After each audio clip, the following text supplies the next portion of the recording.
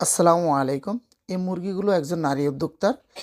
সে আমাদের কাছ থেকে ছোট বাচ্চা নিয়েছিল, মিশরি ফার্মি মুরগির বাচ্চা। আর দেশি মুরগিগুলো তার বাড়িতেই ছিল। এগুলোর সাথে একসাথে সে পালন করেছে। সে শুরু থেকে আমাদের পরামর্শ অনুযায়ী পালন করেছে এবং কি সার্বক্ষণিক আমাদের সাথে যোগাযোগ রেখেছিল। মাশাআল্লাহ, এখন মুরগিগুলো বেশ বড় হয়েছে, 5 মাস বয়স হয়ে গেছে। এগুলো এখন ডিমের মুখে চলে আসছে, খুব শীঘ্রই এগুলো ডিম দিবে। খুব সম্ভবত এই মাসেই ডিম পাবে সে, ইনশাআল্লাহ।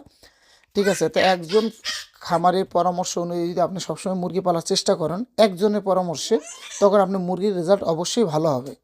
ঠিক আছে, তো সবসময় চেষ্টা করবেন যে কোনো একজন অভিজ্ঞ লোকের বা যে কোনো একজন খামারের পরামর্শ অনুযায়ী মুরগি পালন করতে।